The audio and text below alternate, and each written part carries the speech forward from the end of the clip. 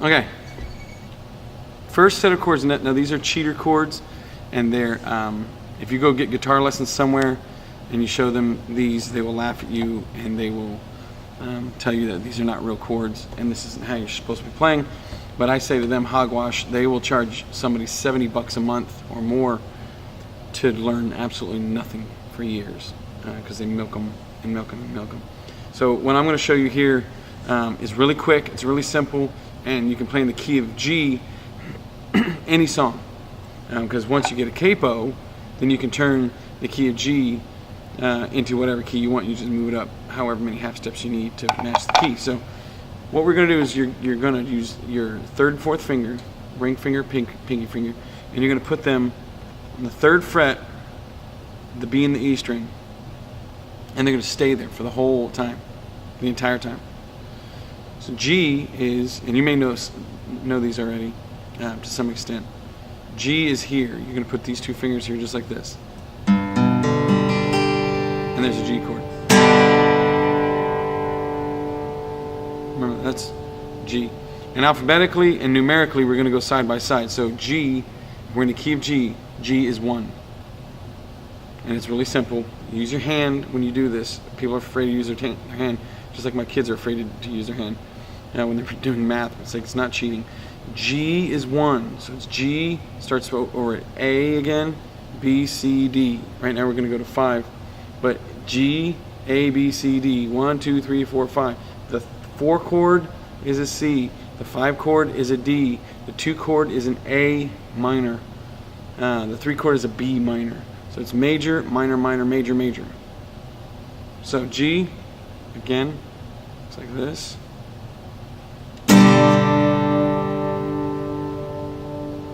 And for the A minor, take your middle finger off. Don't aim it at anybody. And then pull your pointer finger down a string. And since it's an A minor chord, you don't want to play the E on the bottom because then it muddies it up and makes it sound like a whole different chord. You want to play from the A down. So that's an A minor. I believe it's an A minor 7, but who knows. So back to the G. 1,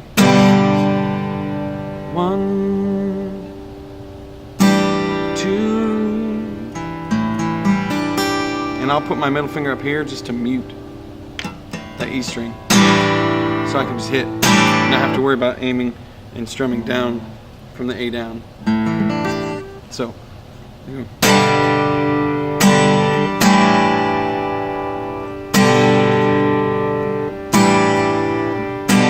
So you can hear the 1, 2, 1, 2. Now the next one, we're not going to play a B minor. We're going to play a G chord again with a B in the bass. That's typically what worship music does for the third chord. So play G, but then just mute the low string so that the B is ringing out as the bass. So again, we're going down. And then so for the 1 chord again, the G, you're just going to push that G down. G, B. It's G over B. This is a G chord with a B in the bass is all that means. If you see G / B, that's all it is. It's just a G with a B in the bass. Now, so we're going to do those 3 chords again. G, A minor, G over B. G over B is a 1 chord with a 3 in the bass. Just that simple. Now the 4 chord is going to be the C. G, A, B, C. C is major because it's the 4 chord. 4 chord is always major unless you're the Beatles. And so G, A, B, C, D. Major, major, major, minor, minor. I'll go over that over and over again, and you'll get it. It's very important. Okay, so the next one is the C. The C is just like the G, but you pull your first and second finger down a string. And obviously, since it's a C chord, this note's the C. You don't want to ring out this E again because it muddies it up, and you really can't tell what the chord is as well.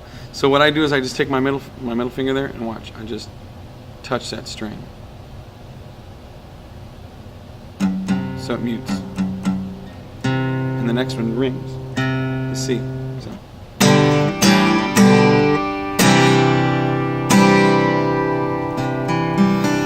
And always check your work, man. Always make sure all those strings are ringing.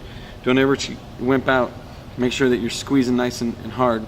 And then put your thumb in the middle of your neck. A lot of people do it like this when they're playing, and it really, I think it really makes your hand weaker because you're having to squeeze around.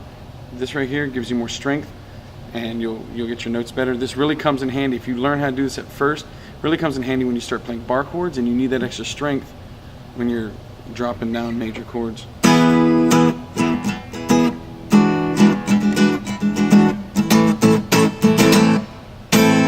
So, make sure you're squeezing that in. So G, A minor, G over B, C, and then the last one we're going to do right now is the D. It's actually a D suspended, but we're just going to call it a D. Your fingers are still staying here. These are your anchors. And then you put your pointer finger right there. G string, 2nd fret. And then, obviously, it's a D chord. You're going to play from the D string down. Don't play either A, or you're going to muddy it up. Now, sometimes a chord will call for like a D over A, and you'll play the A string.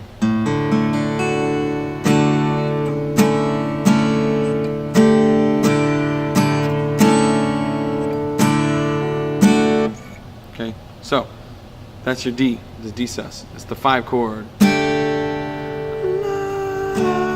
See how it's suspended? You can hear it's suspended because it wants to resolve. D2.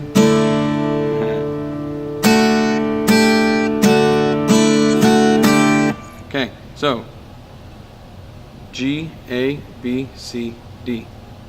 1, 4, and 5 are always major. 2, 3, and 6 are always minor. 7 is diminished. I will always plug that, plug that, plug that. It's so important. G, A minor, G over B, C. Can you hear it walking up?